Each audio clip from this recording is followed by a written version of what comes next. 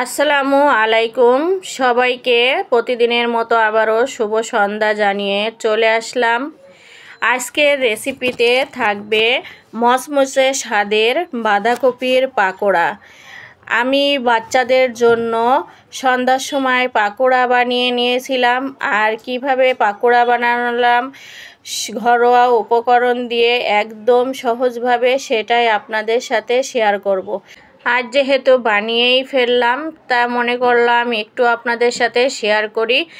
এর পরের আবার কোনো ভিডিওতে আপনাদের স্পেশালভাবে কিভাবে কি উপকরণ দিয়ে বানালাম খুবই ভালোভাবে আপনাদের মাঝে উপস্থাপন করব।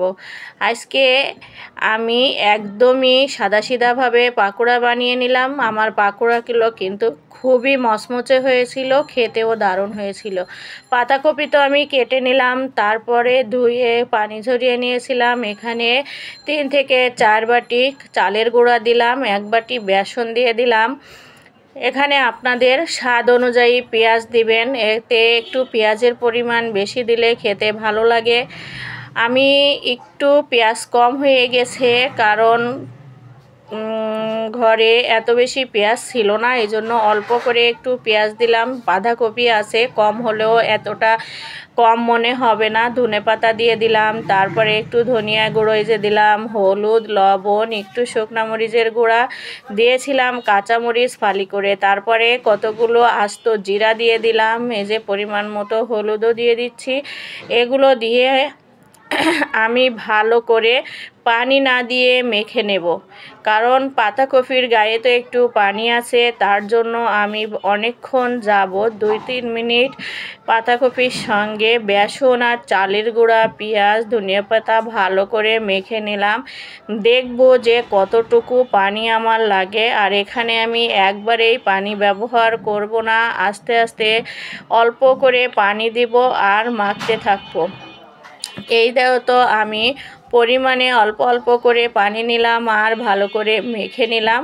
এই যে আমার সর্বশেষ দেখেন আমি কিভাবে মাখিয়ে নিলাম।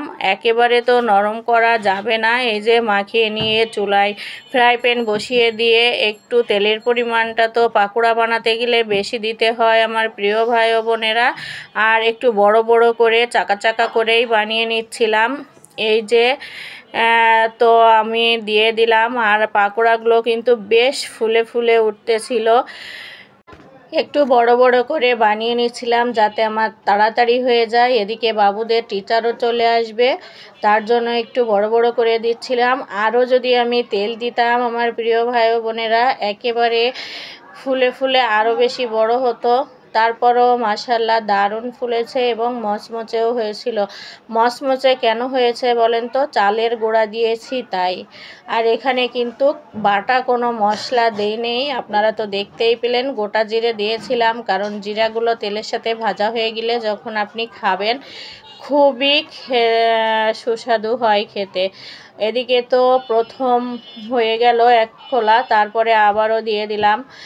এভাবে আমি 3 বার করে পাকোড়াগুলো বানিয়ে নিলাম। অনেকগুলো পাকোড়া বানিয়েছিলাম। বাচ্চারা বলল আম্মু একটু বেশি করে পাকোড়া বানাও, তারা অনেক বেশি মজা করে খায় এই পাকোড়া। আলু দিয়ে বানিয়ে নিলেও খেয়ে নেয়।